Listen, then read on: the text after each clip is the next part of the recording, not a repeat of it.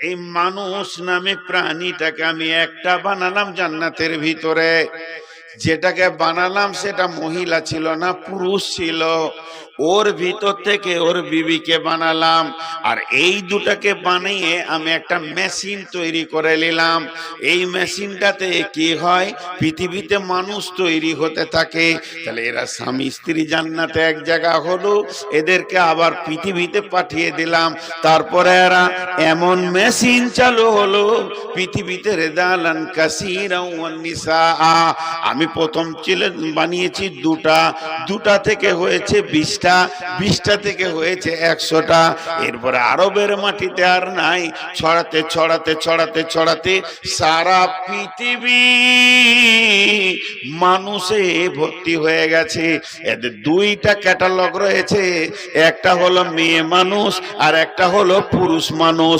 এই দুই মানুষের মেশিন এখনো চালু আছে, আর এদের চালু আছে বলে এটা হতে রয়েছে। কিন্তু তোরা যতই মেশিন চালা আর যত প্রোডাকশন দিবি দে না কেন, আজকের পৃথিবীর বুকে গণনায় বলছে 850 কোটি মানুষ বিচরণ করছে। আর কতগুলো কবরে চলে গেছে, কতগুলো আসবে। কিন্তু আল্লাহ বলছেন এই বিচরণের ভিতরে আমার মনকে ভালো লেগেছে। কিন্তু শুনেলে একটা বিড়ম্বনা আছে, তোদেরকে আমি একটা পথে হাঁটাচ্ছি। তোদের প্রত্যেকটা মানুষকে, সেই মানুষের ভিতরে পুরুষ হতে পারে, মানুষের ভিতরে নারী হতে পারে, মানুষের ভিতরে চাকরিজীবী হতে পারে, মানুষের ভিতরে শ্রমজীবী হতে পারে, লেবার কুলি ড্রাইভার হতে পারে, সুতোর মেতর নাপিত হতে পারে, শিশু বৃদ্ধ হতে পারে। আর ধর্ম টাকাওয়ালা হবে, গরিব হবে, যত শ্রেণীর মানুষ আছে একটা রাস্তাতে হাঁটাচ্ছে। ওই রাস্তাটার নামটা তোরা খুঁজে পেলি না, কিন্তু তোরা প্রতিনিয়ত হাঁটতে রয়েছে।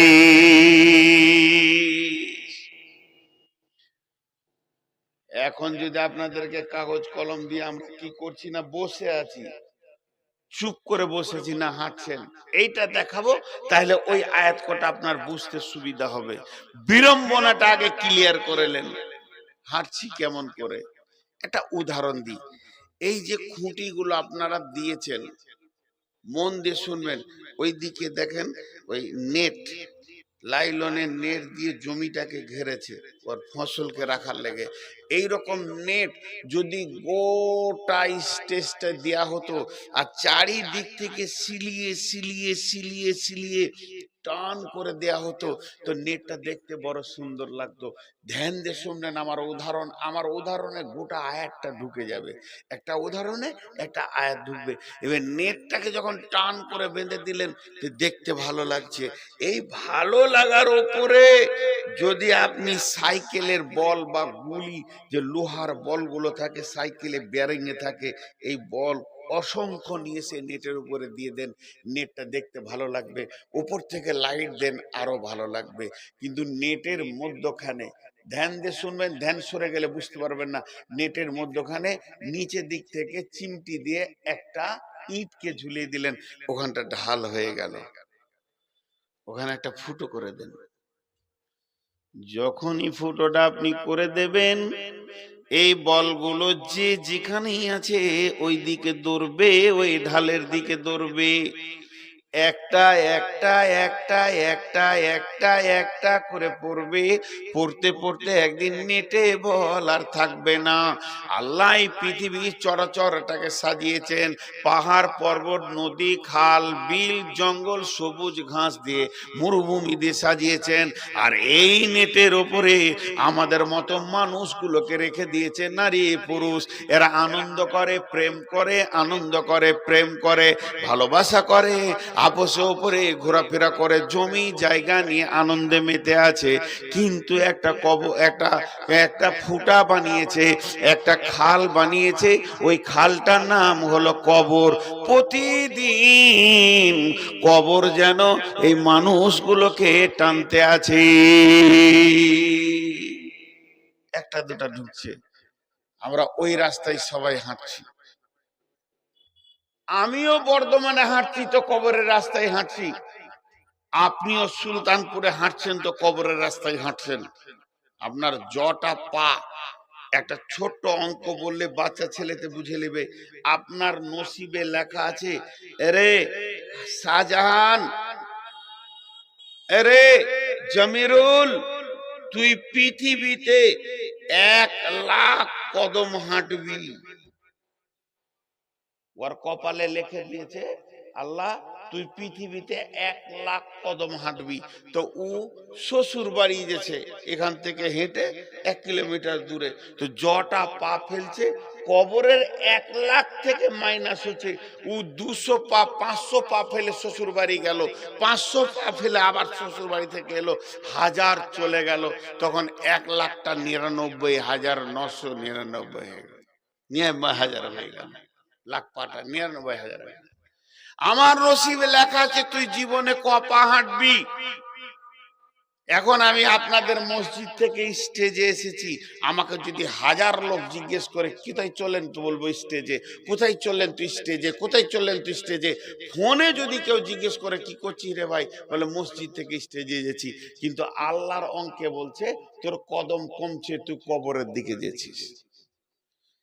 এর জন্যে একজন বড় বুদ্ধিজীবী চিন্তাবিদ লোক বলেছেন, সূর্য যখন পূর্ব দিকে উঠে তখন পৃথিবীর মানুষকে বলে, ওরে নসিবওয়ালা, আজকে রাতে তুই মরিসনি, একটা দিন পেয়ে গেলি, এখনো তওবা করে নিয়ে রাস্তাটা বেছে নে। সূর্য যখন পশ্চিম দিকে ডুবে যায় তখন দুনিয়াওয়ালাকে বলে, ও সুলতানপুরওয়ালা, ওরে শিরখুনওয়ালা, ওরে ওই গোমানি এলাকার লোক, শুনেলে তোর জীবন থেকে আমি সূর্য একটা দিনকে আজকে কেটে ফেলে দিলাম। তুই জীবনে যতগুলো দিন বাঁচবি আজকে একটা দিন কেটে ফেলে দিলাম। এটার নামই হচ্ছে বিড়ম্বনা। আপনি মানেন চাই না মানেন, আপনার মন চাই চাই না চাই, আমরা প্রত্যেকেই কবরের দিকে আগাতে রয়েছি। নূর মোহাম্মদ এখানে এসেছে সুলতানপুর, আর একবার ডোমপাড়া এসেছি, এই এলাকায় এসেছি। আজ থেকে 20 বছর আগে নূর মোহাম্মদের সঙ্গে মেল হচ্ছে, একটা সাদা ছিল না, সব কালো। মাইক পেলে মনে করতাম নিজেকে হিরো, তোলপার করে দিব। এখন মাইক পেলে টেনশন হয় কতক্ষণে শেষ হবে, কারণ বয়স আর লিখে না, কবরের দিকে টান মারছে। কবর নামে যে আমাকে ধরেছে, ওই দিকে আমরা সবাই হাঁটছি একটা রাস্তায়। নিজে নিজে চিন্তা করেন, দাঁতগুলো যতগুলো ছিল ওগুলো আর নাই। চোখে বিনা চশমাতে 14 বছর মাদ্রাসায় ভ্যানের ভ্যানের করে পড়েছি, এখন চশমা ছাড়া একটা আয়াত দেখতে পেছি না। তার মানে কাজ হয়ে গেছে, কাজ হয়ে গেছে, রাস্তা কাছিয়ে গেছে। এটার নাম বিড়ম্বনা। এরপর আল্লাহর যে আয়াত আপনাদের সামনে পড়েছি, শেখ সাদী বলছেন, তোমার মন চাই চা না চাই একদিন দুনিয়া তোমাকে ছাড়তে হবে।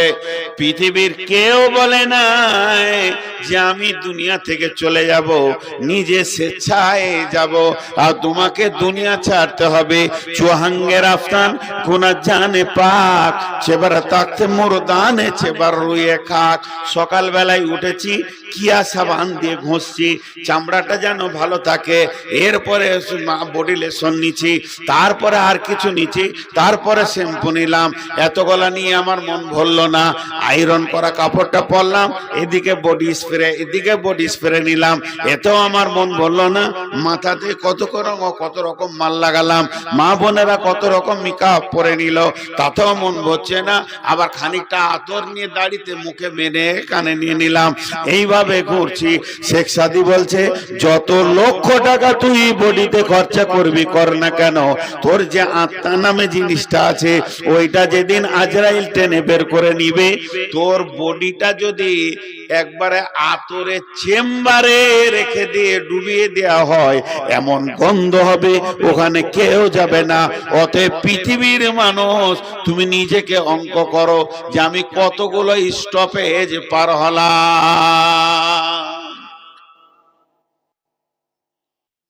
আমার কাছে যে ডেট নিয়েছে সুলতানপুরে,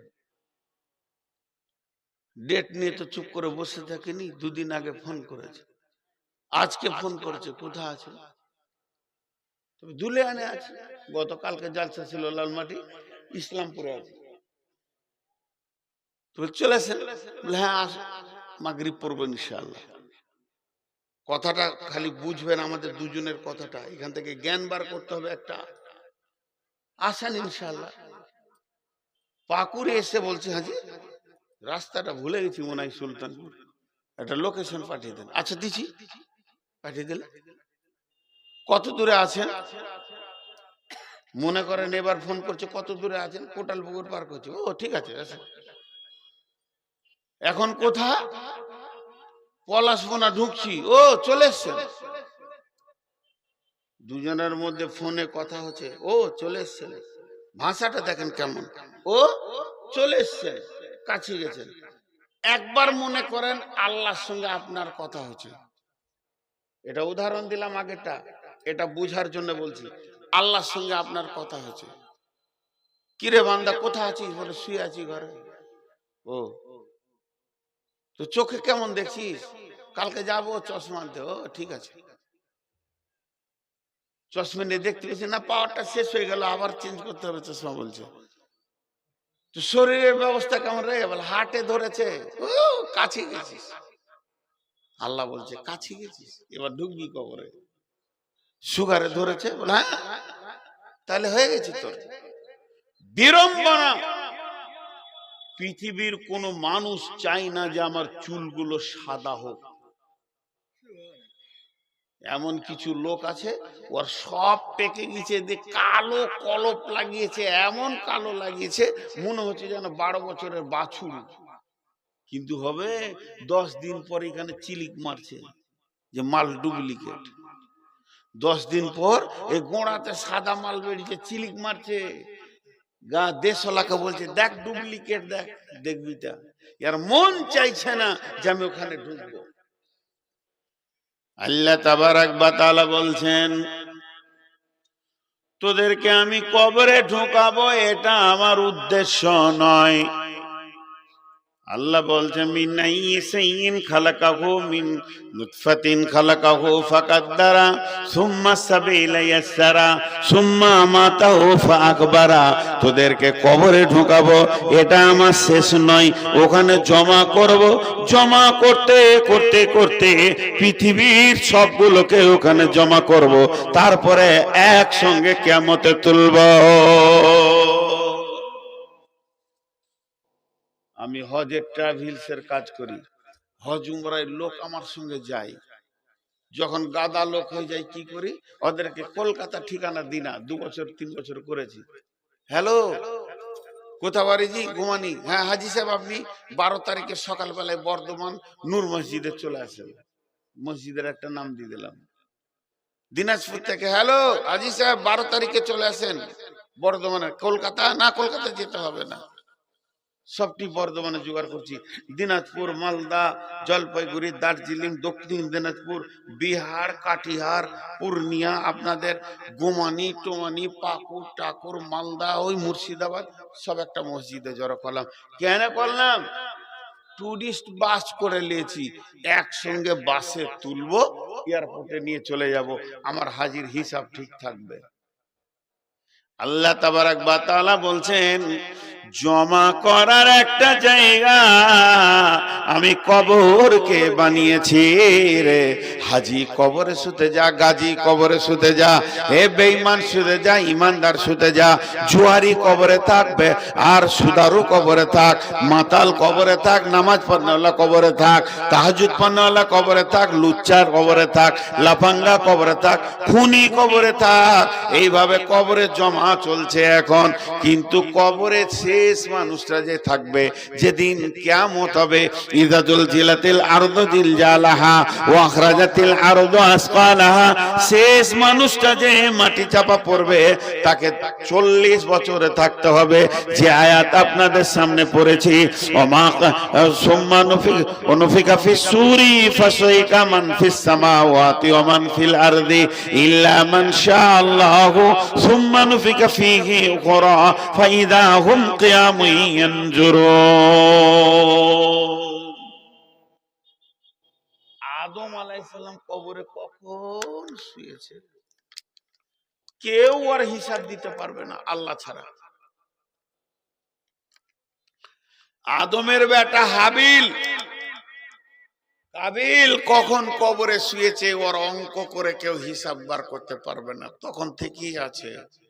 বিশ্বনবী আছে, মানুষ কবরে দুটো হালাতে থাকবে, হয় জাহান্নামের হালাতে থাকবে না জান্নাতের হালাতে থাকবে, ঘুমিয়ে থাকবে, চলছে।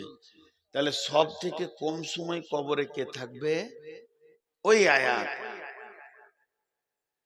ওয়ানুফিখা ফিস-সূরি ফাসাইকা মান ফিস সামাওয়াতি ওয়াল আরদি। ইসরাফিল যখন সূর ফুঁকে দিবে তখন জমিন আসমান ভেঙে চুরে ময়দান হয়ে যাবে। সেই দিনটা এমন দিন হবে মানুষ ভাবতে পারবে না আজকে কিয়ামত হবে, মানুষ ভাবতে পারবে না আজকে কিয়ামতের দিন। এমন চুরমার হয়ে ময়দান হয়ে সমস্ত মানুষ মাটি চাপা পড়ে যাবে। তার মানে ওই দিন সব কবর হলো, মানুষ মানুষকে জানাজা পড়ে কবর দিল না, বরং আল্লাহর কুদরতে সবাই মাটি চাপা পড়ে গেল। কতদিন থাকবে? ইল্লা মান শাআল্লাহু, ওখানে ওই অবস্থায় কতদিন থাকবে? সুম্মা নুফিকা ফীহি উখরা ফাইদা হুম কিয়ামুন ইয়ানজুরুন। যখন দ্বিতীয় সূর ফোঁকা হবে 40 বছর এটা থাকবে। 40 বছর পর যখন দ্বিতীয় সূর ফোঁকা হবে ফাইদা হুম কিয়ামুন ইয়ানজুরুন, সেদিন উঠবে মানুষ চারদিকে তাকাবে, নাই নাই সব যেন শেষ হয়ে গেছে।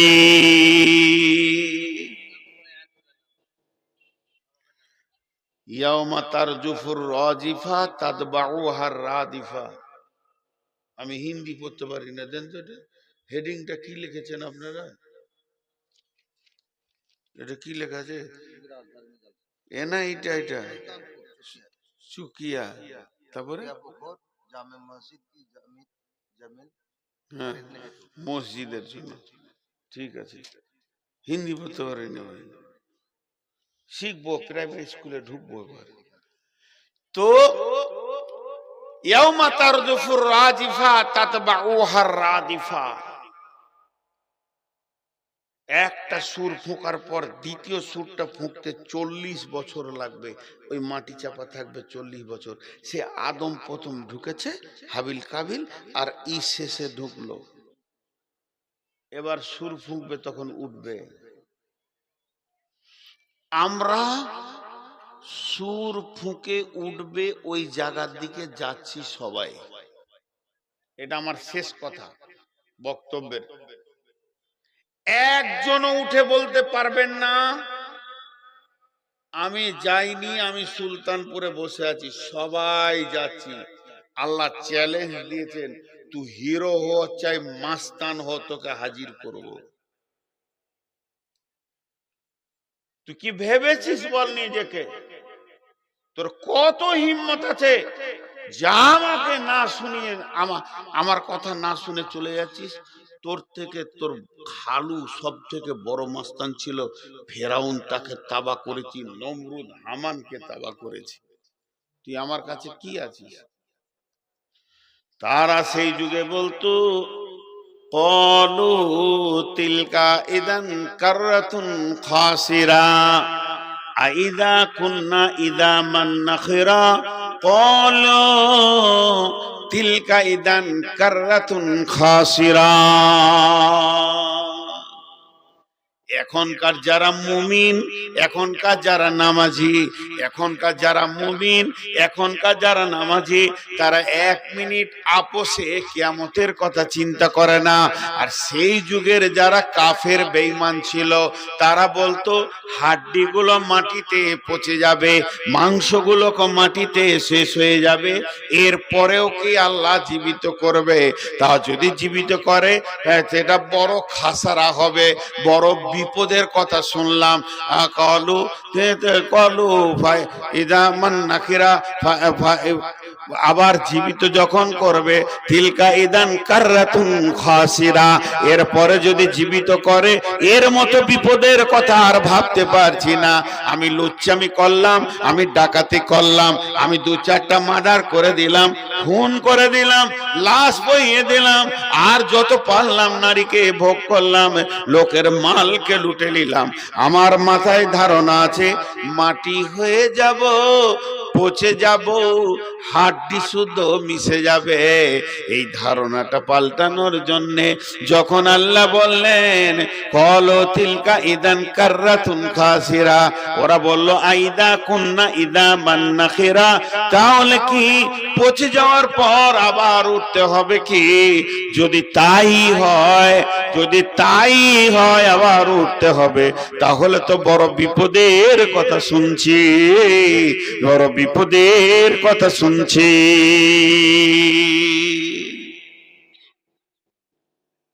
কেন আদায় করবো? 1 টাকা আদায় করবো, কেউ আদায় দেবেন না।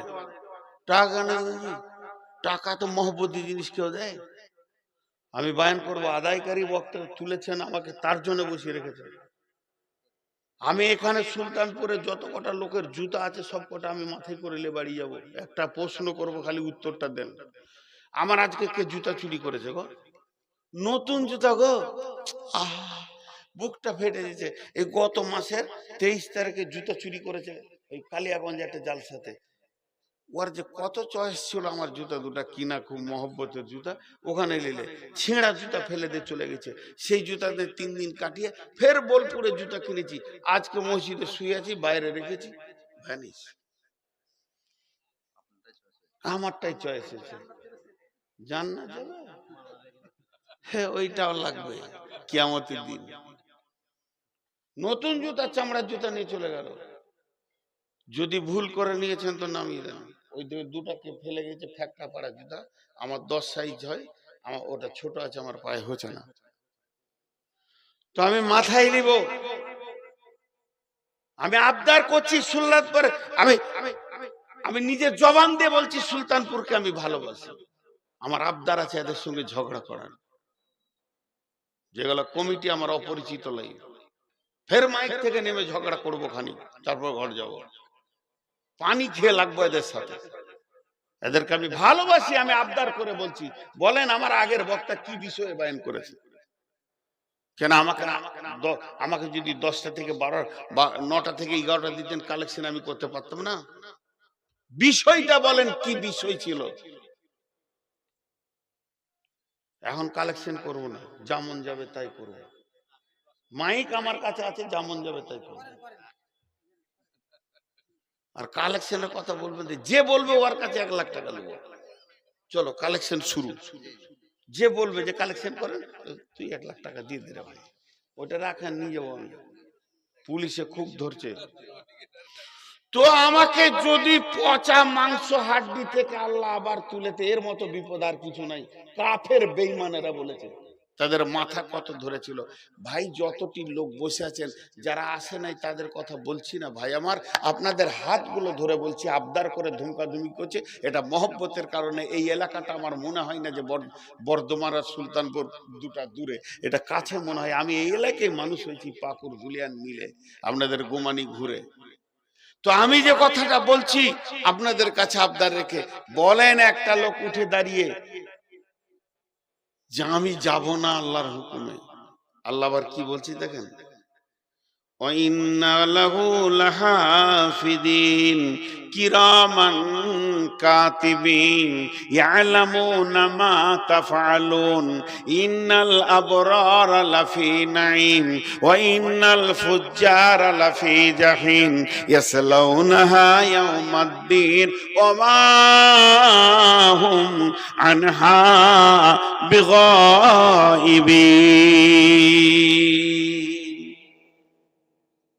এই কথা কটা উত্তর দেন তো, এই কথা কটা উত্তর দেন। টক টক করে আল্লাহ বললেন, আল্লাহ বলার ভিতরে কি কি রয়েছে। ওয়া ইন্না লাহু লাহাফিদিন কিরামা কাতিবিন ইয়ালামুনা মা তাফআলুন ইন্নাল আবরারা লাফি নাঈম ওয়া ইন্নাল ফুজ্জারা লাফি জাহিম ইয়াসলাউনাহা ইয়াউমাদ্দিন ওয়া মা হুম আনহা বিগাইবিন। উঠছেন কেন? এই পাশে গাটার নাম কি? এটা পার হয়ে না, ওই পাশে গ্রামে জালসা করে জীবনা জীবনা আগে একটা গাঁ আছে হস্তিপাড়া, একটাও হাতি নাই, নাম রেখেছে হস্তিপাড়া। দেখ কেটে পড়ছে মালগুলা, বলছে তুই বজ্ঞা, চলে গেল। বসেন, সব পরিচিত মানুষ। হস্তিপাড়া খুব ভালো জায়গা। একটা উদাহরণ দিচ্ছি। এই ইমাম সাহেব আমার বয়সের ছোট ছোট ভাই বলে ওনাকে সামনে রেখে বলছি। এটা ভঙ্গি করে বলতে হয়, তাই উনি আমার কাছে সম্মানী ব্যক্তি। ইমাম মানে তিনি এটা লিডার জাতির, কিন্তু আল্লাহর কথাগুলো বোঝানোর জন্য বলছি। আমি ওনাকে বলছি, তোকে আমি লক্ষ্য করি, তোর পেছনে আমার সিআইডি আছে। তোর আমলগুলো আমি যেদিন দেখব, যেমন হবে তেমনি জায়গা দিব। যেদিন তোকে আমি টানবো, তোর ক্ষমতা নাই, আমার বাইরে তুই যাবি। আল্লাহ বলছেন ওয়া ইন্না লাহু লাহাফিদিন, তোদেরকে খালি আমি দুনিয়াতে পাঠিয়ে দিয়েছি এটা নয়। এই মক্তবে আমি পড়াই, ইমাম সাহেব পড়ায়, দুইজনে মিলে 50টা ছাত্রকে পড়াচ্ছি। এমন সময় একটা ছাত্র বলছে, হুজুর 1 মিনিট ছেড়ে দেন, এই বাজার থেকে ঘুরে আসি। ওকে শুধু ছেড়ে দিলাম না, ওর পেছনে 2টা লোককে লাগিয়ে দিলাম। দেখো তো আমার ছাত্র কি করছে, তুমি খেয়াল করো। আল্লাহ বলছে, তোকে যখন আমি পৃথিবীতে পাঠালাম, তোর মায়ের পেট দিয়ে যেদিন তুই পৃথিবীতে এলি, ওই রাস্তাতে সুম্মা সাবিলা ইয়াসসারা সুম্মা আমাতাহু ফাআকবারা, সেই রাস্তাতে যখন পৃথিবীতে পৌঁছালি, তোর পেছনে আমি 2টো সিআইডি দিয়েছি। ওয়া ইন্না লাহু লাহাফিজিন, তোকে আমি সব সময় পরিলক্ষণ করে রাখছি। কেন শোন, সেই সিআইডিটার নাম কিরামান কাতিবিন, তারা সম্মানীয় লিখক, তারা তোর সব লিখছে। ভালো ভালো খারাপ, ভালো খারাপ, ভালো খারাপ লিখতে রয়েছে। আমি খানিকক্ষণ রেস্ট নিলাম, বায়ান করছি, এখন লিখছি। আমার যে কিতাব লেখনেওয়ালা ফেরেশতা আছে, লিখছে নূর মোহাম্মদ, কোরআনের বায়ান করছে। সূরা ফাতরাত থেকে এসে বায়ান করছে, কথা বলছে, লিখতে রয়েছে। কিন্তু মানুষ শুনেলেন, এই কলমটা চালু হয়েছে মায়ের পেট থেকে যেদিন এসেছি, কলমটা বন্ধ হবে না। আপনি ক্লান্ত হয়ে খানিক রেস্ট নেবেন, কলম রেস্ট নেবেন না। আপনি ঘুমাবেন, কলম চলতে থাকবে। পৃথিবীর সবাই রেস্ট নেয়, ক্লান্ত হয়ে যায়, একটু সুস্থির শ্বাস নেয়, এ কলম কিন্তু চলতে থাকবে। এই কলমটা বন্ধ হবে কখন? যেদিন আজরাইল এসে জানটা কেড়ে নেবে, সেই দিন কলমটা বন্ধ হবে। আর সেই দিন যখন কলমটা বন্ধ হবে, একটা লম্বা পড়ছি নূর মোহাম্মদের নামে বের হয়ে যাবে। সারা জীবনে কি করেছি, কি করি নাই, কিরামান কাতিবিন ইয়ালামুনা মা তাফআলুন, তুমি যা করো তা জানে, সেগুলোকে লেখা হচ্ছে।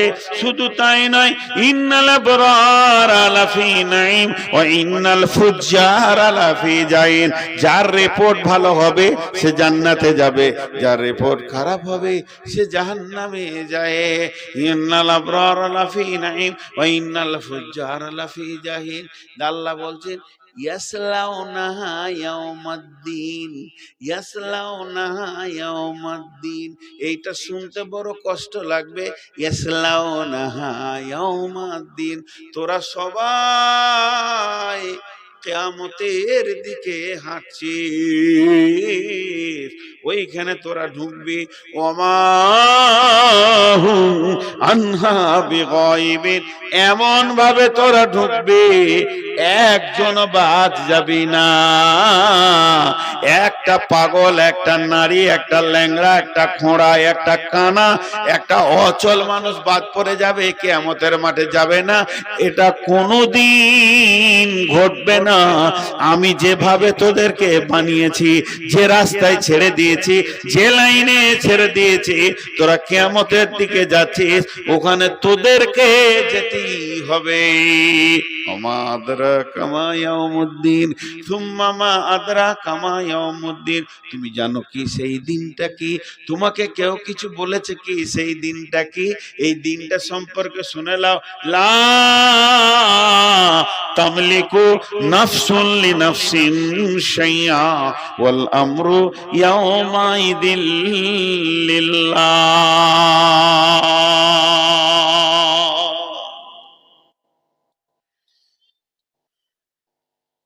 এখন কত দরদি আছে, এখন কত দরদি আছে। একটা ছোট ছেলের কানটা ধরে মুলে দিয়েছি, আপনি এসে বলে মালান গানে, মালান গানে। তখন আরেকজন এসে বলে আমার ছেলেকে মেরেছে, বলে আমি তো তাই বলছি। দুজন হলো, ফের একজন ধরেছে বলে কে মারল আমার ভাতিজাকে। দরদ কত। আমার গাড়িটা নিয়ে খুটখুট করছিল, কানটা টেনে মুলে দিয়েছি। তো দুটা করতে করতে তিনটে হলো, তিনটা করতে করতে চারটা হবে, তো একটা ভিড় লেগে যাবে। কে মেরেছে? দরদ।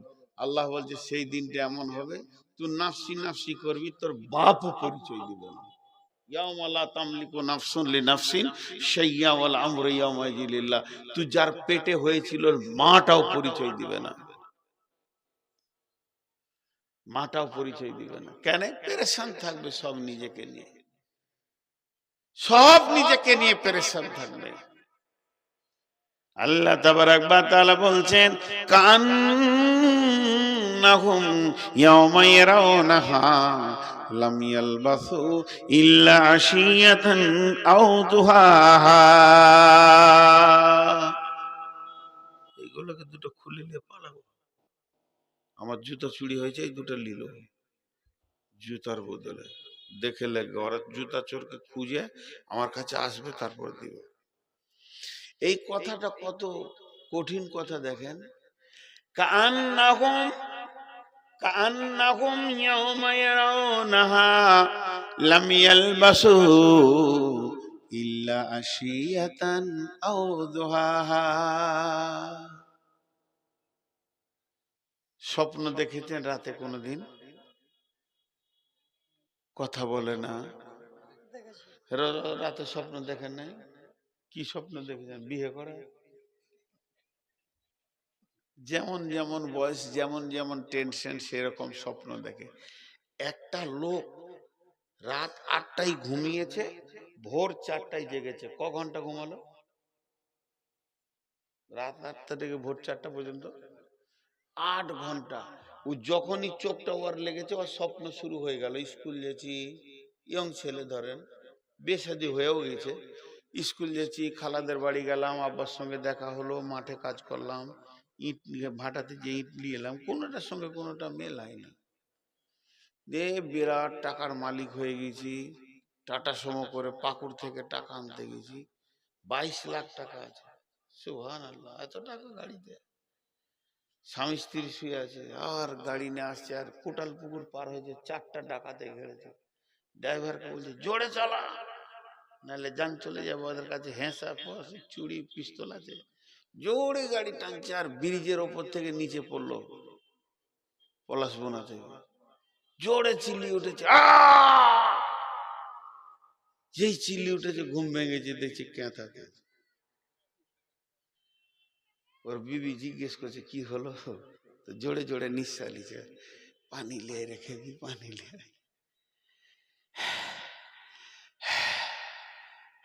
পানি দিলে, এক গ্লাস পানি খেয়ে বলছে খেপি রে, উঠে গেল রে। আর ও লিভারি খায়, লিভারি করে, টোটো চালায়, বেশি টাকা নাই, ছেঁড়া কাতায় শুয়ে আছে, 50 লাখ টাকার স্বপ্ন দেখছিল। ওর বিবি বলছে সত্যি যদি হতো রে, তুই রানী হতিস, আমি রাজা হতাম রে। চিল্লাইলে কেন? ওই শালা ডাকাতে সব বরবাদ করে দিল। আমি যে কথাটা আপনাদেরকে বলছি হাসা লাগছে, এটা অস্বাভাবিক, কিন্তু কিয়ামতকে বোঝাচ্ছি। আপনি বলেন, প্রশ্ন করব, টুকটুক করে উত্তর দিবেন। ও যে 8 ঘন্টা স্বপ্ন দেখেছে, সব মনে থাকবে? সব বলেন, সব থাকবে না। একটা উত্তর হলো। দ্বিতীয় উত্তর, 8 ঘন্টার স্বপ্নকে মনে করার জন্য আরো 8 ঘন্টা বসতে হবে, 8 সেকেন্ডে হয়ে যাবে। 8 ঘন্টার স্বপ্ন 8 সেকেন্ডে বুঝে নেবে আজকে রাতে কি দেখেছি। সবগুলো মনে থাকবে না, আর বুঝে নেবে কি দেখেছি রাতে, কিন্তু মনে থাকবে কোনটা? ওই ব্রিজ থেকে পড়ানো, ওইটাতেও পেরেশানি পেয়েছে। জি বলেন, মনে থাকবে কোনটা? ব্রিজ থেকে আঘাতটা। ভাইরা আমার, যার জন্য আমি এটা বললাম, কান্নাহুম ইয়াওমা ইয়ারাউনাহা লাম ইয়ালবাসু ইল্লা শিয়াতান আও দুহাহা। আজরাইল আমাদেরকে ঘুম পাড়াবে, যে ঘুমটা বলা হয়েছে মত, তারপরে কবরে শোয়াবে, কবরে থেকে হাসরে তোলা হবে, আর হাসরে তোলার পর আল্লাহ জিজ্ঞেস করবে, বান্দারে ঝাড়খণ্ডে তুই যে একটা জায়গায় বাস করতিস, যার নাম ছিল গোমানি সুলতানপুর, শিরখুন সুলতানপুর, সেটা মনে পড়ে কি? এই 40 বছরের জীবন, 60 বছরের জীবন, 70 বছরের জীবন, 90 বছরের জীবন, 100 বছর যদি আল্লাহ কাউকে হায়াত দেয়, 100 বছরের জীবন, কিছুই মনে থাকবে না। মনে হবে ওই বিছানার স্বপ্নের মতো স্বপ্ন দেখছিলাম। তবে মনে থাকবে কোনটা? যে পৃথিবীতে যে বিষয়টা নিয়ে পেরেশান থাকবে, এইটা মনে থাকবে। যে যার পেছনে বেশি দৌড়েছে, ওইটা মনে থাকবে। আর ওই সময় আল্লাহকে কি বলবে? আল্লাহ সূরা নাজিয়ার শেষ আয়াতে দিয়েছে, আল্লাহ প্রশ্ন করবে, বান্দারে পৃথিবী মনে আছে কি বল? তখন উত্তরে বলবে, কান্নাহুম ইয়াওমা ইয়ারাউনাহা লাম ইয়ালবাসু ইল্লা শিয়াতান আও দুহাহা।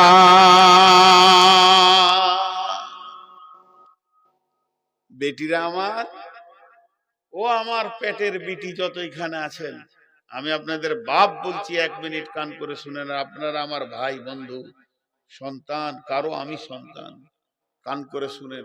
ওই লোকটা আল্লাহকে জবাব দিবে, এমনি করে চোখটা তুলে নে, পৃথিবী মনে হচ্ছে কোথাও একটা সকাল কিংবা একটা সন্ধ্যা দাঁড়িয়েছিলাম। 90 বছরের জীবনটা বলবে একটা সকাল কিংবা একটা সন্ধ্যা, ইল্লা আশিয়াতান আও দুহাহা, একটা সকাল কিংবা একটা সন্ধ্যা কোথাও কাটিয়েছি। 90 বছরের জীবন। আমার যে বেটিটার 8টা সন্তান হয়েছে, 10টা সন্তান হয়েছে, 8 বার প্রসব করেছে, সেই বেটিটাই বলবে, সন্তান বুঝি না, বিয়ে শাদী কিছুই বুঝি না, মনে হচ্ছে কোথাও একটু দাঁড়িয়েছিলাম। এর নাম দুনিয়া, ওর নাম কিয়ামত। আজকে আমি কিয়ামতে যেতে হবে, খালি এইটা বলছি। কিয়ামতটা কেমন হবে এটা বলিনি, কিয়ামতটা কেমন সাজানো হবে এটা আমি বলিনি, কিয়ামতের কোন দিকে কি থাকবে, আল্লাহ কোথা থাকবে, আরশ কোথা থাকবে, বিচার কোথা হবে, মিজান কোথা থাকবে, জাহান্নাম কোথা থাকবে, পুলসিরাত কোথা থাকবে, জান্নাতকে কোথা সাজানো হবে, এটা কিয়ামতের প্রোগ্রাম গুলো আমি বলিনি। খালি কিয়ামতে যেতে হবে এই কথাটা আমি বলছি বারবার। আল্লাহ চ্যালেঞ্জ দিচ্ছেন, ওমা হুম আনহা বিগাইবিন, তোরা যতগুলো মাস্তান আছি এক জায়গায় হয়ে যা, আমার সিদ্ধান্ত অটল, আসতেই হবে, আসতেই হবে। আমি ছাড়বো না কাউকে। আল্লাহ তাবারাক ওয়া তাআলা আরো বলছেন, বিসমিল্লাহির রহমানির রহিম, হাল আতাকা হাদিসুল গাসিয়া উজুহু ইয়াওমাইদিন খাসিয়া। গাসিয়া মানে আচ্ছন্নকারী, তোদেরকে ঢেকে নেবে। তোদের কাছে এমন একটা দিন আসবে যেদিন তোদেরকে আচ্ছন্ন করে গ্রেফতার করা হবে। আল্লাহ বলেছেন আল কারিয়া তুমাল কারিয়া, এমন একটা দিন আসবে রে, আওয়াজ করনে ওয়ালি আওয়াজ করে আসবে, সেই দিনটা তোমরা সামালো। আল্লাহ আরো কিয়ামতকে বুঝিয়েছেন আল হাক্কা তুমাল হাক্কা, এমন একটা দিন আসবে হক বুঝানো বুঝিনি চলবে, কে কার মেরেছে কে কার লুটেছে, কে কার কি করেছে। শুধু তাই নয়, আল্লাহ বলেছেন কিয়ামত মানে দাঁড়ানোর দিন হবে, বসতে দেয়া হবে না, সেদিন দাঁড় করিয়ে রেখে দেওয়া হবে। বিশ্বনবী বলছেন যতক্ষণ 5টা প্রশ্নের উত্তর না দেবে আমার উম্মতকে দাঁড় করিয়ে রাখা হবে। আল্লাহ আরো কোরআনে বলছেন ইয়াউমুল হিসাব, সেটা হচ্ছে হিসাবের দিন। ইয়াউমুদ্দিন সেটা এমন একটা দিন, সেই দিন কেউ গায়েব থাকবে না, সবাইকে হাত করা হবে। সেদিন আদম থাকবে, বিশ্বনবী থাকবেন, হুদ থাকবে, সলে থাকবে, যত নবী ইমানদার বেঈমানও থাকবে। সেদিন ফিরআউন নমরুদ হামানকে জমা করা হবে, ইবলিস পর্যন্ত জমা হবে। সেদিন জমা হতে কেউ বাকি থাকবে না। কোন তোদের ক্ষমতা নাই যে যাব না এটা বলবি।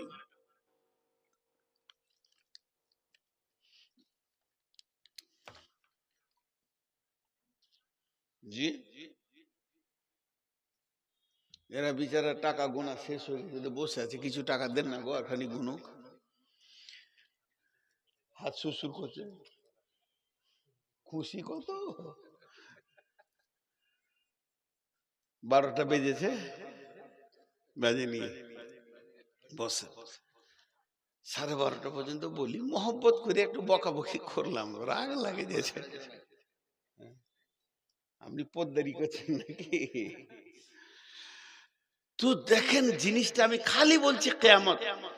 মানুষের ব্রেনে যদি আমাকে একটা জিনিস ঢুকে যায় যে আমাকে ওখানে যেতে হবে, হিসাব দিতে হবে।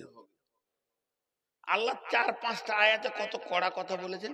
মিন আইয়ি শাইইন খলাকাহু মিন নুতফাতিন খলাকাহু ফাকাদ্দারা সুম্মা সাবিলা ইয়াসসারা সুম্মা আমাতাহু ফাআকবারা। তোকে আমি কি থেকে বানিয়েছি তুই জানিস কি? তোকে আমি বানিয়েছি বীর্য থেকে বানিয়েছি। শুধু তাই নয়, তোর দেহটাকে সুঠাম সুন্দর করেছি, এতটুকু আমি করিনি।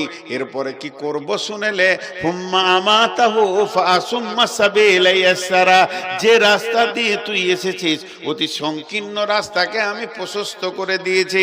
সুম্মা আমাতাহু ফাআকবারা, তোকে আমি মারবো, কবরে ঢোকাবো। কবরে ঢুকিয়ে ছেড়ে দেবে। ওয়াইদাল কুবুর বুসিরাত, ওয়াইদাল কুবুর বুসিরাত, কবর থেকে একদিন তোদেরকে তুলবো, তোলার পরে জমা করব। একটা পালিয়ে যেতে পারবি না। কাউকে হাঙ্গরে খেয়েছে, কাউকে মার্ডার করে দেওয়া হয়েছে, কাউকে গুম করে দেওয়া হয়েছে, কাউকে ছুপিয়ে দেওয়া হয়েছে লাশ, কাউকে পুড়িয়ে দেওয়া হয়েছে, কাউকে সমাধি দেওয়া হয়েছে, কাউকে লম্বা করে পুঁতে দেওয়া হয়েছে, কাউকে কবর দেওয়া হয়েছে। যেমন অবস্থায় থাক না কেন, ওমা হুম আনহা বিগাইবিন, আমি যে দিনটা বানিয়েছি এই দিন থেকে তুই অনুপস্থিত থাকতে পারবি না, গায়ের হাজিরি দিতে পারবি না।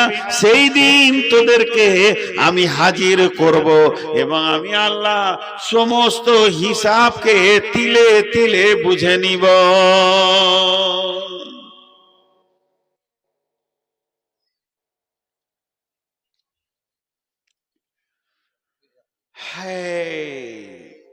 আল্লাহ আফসোস করছে কিছু জায়গায়, এত সুন্দর দেহ বানালাম, চেহারা বানালাম, জ্ঞান দিলাম, বুদ্ধি দিলাম, আমাকে কি দিলি তোরা? আমি তো তোদের কাছে কিছু চাইনি, আমি তো তোদের কাছে কিচ্ছু চাইনি, টাকা চাইনি। বিসমিল্লাহির রহমানির রহিম। وآياتهم الأرض الميتة وحييناها وخرجنا منها حبا فمنه يأكلون وجعل فيها جنات من نخيل وعناب وفجرنا فيها من العيون ليأكلوا من ثمره وما عملته أيديهم أفلا يشكرون। এটা আফসোসের কথা বলছি, আফসোসের কথা বলছি। হাত দুটো ধরে বলছি, তিনটা আয়াতের তর্জমা শুনেন, একটু মন দিয়ে শুনেন। ওরে আমার মা ও আমার বেটি, তিনটা আয়াতের তর্জমা শুনেন। আল্লাহ বলছে এই জমিনকে প্রতি বছর মেরে দিই, আবার আমি জীবিত করি। ও আয়াতুল্লাহুল আরদুল মাইতাতু ওয়াহিয়াইনাহা, প্রতি বছর মারি, প্রতি বছর জীবিত করি। ও আখরাজনা মিনহা হাব্বান ফামিনহু ইয়াকুলুন, জমিনের যৌবন আছে, যেমন নারী পুরুষের যৌবন আছে, জমিনের যৌবন আছে। এর উপরে যখন আসমানের পানি একবার টপ টপ করে পড়ে যায়, তখন ইয়ার যৌবন উত্তাল ধরে লাই, উত্তাল ধরে লাই, যুবতী হয়ে যায়।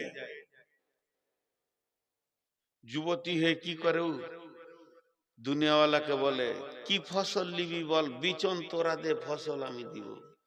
আমাকে আল্লাহ সেই ক্ষমতা দিয়েছে, তোরা খালি বিচন দে, ভুট্টা দে, ধান দে, গম দে, আলু দে, পেঁয়াজ দে, খালি বিচন দে, মাল দিব। আল্লাহ বলছে এটা আমি করি, খালি একটু কাগজ কলম নিয়ে যা। এটা এটা গল্প, মানে এটা গল্পই বলা যাবে। একটা হানফিদের জালসায় গিয়েছিলাম আমাদের বীরভূমে, তো মসজিদে শুয়ে আছি, তো ইমাম সাহেবের রুমে একটা বই পেলাম, তো ঈসা আলাইহিস সালামের মুজিজা বলে অনেক কথা লেখা আছে। এর কোনো সহি সানাদ বরাদ নাই, ক্লিয়ার করে দিলাম, বলবেন না যে বুখারীর কত নম্বরে আছে। ওই বই থেকে পেয়েছিলাম। দুইজনে একটা জমি নিয়ে ঝগড়া করছে কবরের পাশে, এটা কবরস্থান, সাহাবা, পাশেই জমি। বলছে না আমার, বলছে আমার। সেই যুগে তো দলিল পড়ছে ছিল না, এটা আমার, আমার বাপ চষেছে, আমি চষবো। বলছে আমার, ও বলছে আমার, দুজনেতে চিল্লাইছে। এবার জান লিবে এক উপরে, মনে হচ্ছে যেন খেয়ে লিবে। এমন ঈসা নবী পেরিয়েছে, ওই তোদের কি হচ্ছে রে, চিল্লাইছিস কেন? বলছে এটা আমার, এই বলছে আমার। তা ঈসা নবী তখন ওদেরকে বলছে, দেখ রে বাবা, যারই হোক দুনিয়া ছেড়ে যেতে হবে, জমি জমির জায়গায় থাকবে, তুইও কবরে যাবি, শুনবো না, এটা আমার। তখন ঈসা নবী বললেন, কুম বিইজনিল্লাহ, ওরে জমির মালিকরা একবার ওঠ, তোদেরকে আমি আল্লাহর হুকুম দিচ্ছি, আল্লাহর হুকুমে ওঠ। তখন ওই জমির 7 পুরুষ উঠে গেছে কবর থেকে, দিয়ে বলছে জমি এবার কে লিবি বল। জমির আগে মালিক ছিল, কবরে চলে গেছে, কে লিবি তুই বল। তখনই বলছে তুলে, বলছে তুলে, বলে যে জমি লিবি সে কবরে যাবি, তখন আর জমি যাবে না। এই ধন মাল ছিল তোমার দাদার, সে মরে গিয়ে আজ হয়েছে বাবার। বাপের মালেতে তুমি ওয়ারিশ হইলে, কাল ছেলে ওয়ারিশ হবে, তুমি মরে গেলে। বুড়ি নৌকায় চেপেছে, আর ছেলে মানুষ মাঝি, একবারে বাচ্চা ছেলে কষ্ট করে নদী পার করছে। তো বুড়ি বলছে, হ্যাঁ রে বাবা, তুই ছোট ছেলে, নদী পার করছিস কি করে? বলছে, দাদি গত পরশু দিন আব্বা মরে গেছে। কোথা রে? এই নদীতে ডুবে মরে গেছে। যা, তোর বাপ মরে গেছে? বলে হ্যাঁ। কোথা? এই নদীতে। যা, বলে আমার বাপ লয়, আমার দাদু সুদাই নদীতে ডুবে মরেছে। লে মজা, তোর দাদু এই নদীতে মরেছে? আমার আব্বার কাছে শুনেছি ওর দাদাও মরেছে। তখন বুড়ির মাথা আর কাজ করছে না। তোর বড় বাপ মরল এই নদীতে, তোর দাদা মরল নদীতে, তোর বাপ মরল নদীতে, তুই নদী ছেড়ে অন্য জায়গায় যা, মাঠে কাজ করবা। তখন বুড়িকে জিজ্ঞেস করছে, তোমার মা কোথায় মরেছে? ঘরে। তার মা? ওই ঘরে। তার মা? তো ঘর ছেড়ে পালা, কোথায় যাবি যা, আল্লাহর জমিনে। তোর মাথা কাজ করবে না। আল্লাহ বলছে, দেখ আমি জমিনকে মারি, মেরে আবার জীবিত করি, উত্তাল যৌবন দিয়ে আবার ফসল দেয়। আমার দাদি পৃথিবীতে দুটা বেটা তিনটে বেটি দিয়েছে। আমার দাদি এই পৃথিবীতে ওর পেট দিয়ে দুটা বেটা তিনটে বেটি দিয়েছে, যে পাঁচটা। কথার কথা, দাদি মারা গেছে, এখন বেঁচে আছে, কথা লেগে বোঝানোর জন্য বলছি। দাদিকে যদি বলি 96 বছরের বুড়ি, সোজা করে দেখতে পাই না, হাঁটতে পাই না, ওকে যদি বলি যে একবার পুরা স্ট্রং যৌবন একটা দাদা দিব আর দুটা ছেলে দিবি, পারবো না। কেন? বাচ্চা ধারণ করার ক্ষমতা শেষ হয়ে গেছে।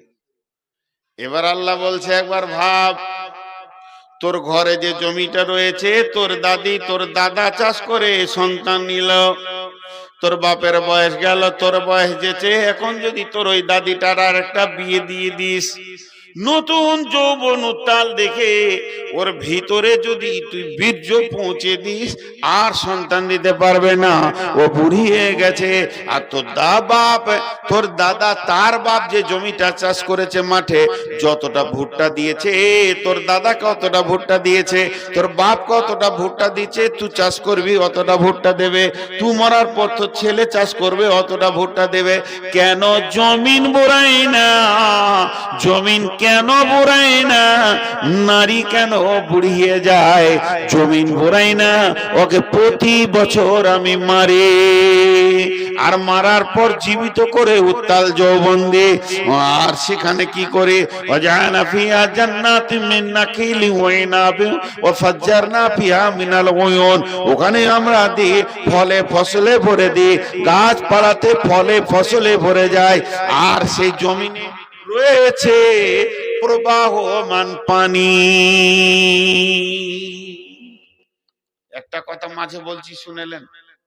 এই পানিটা সবাই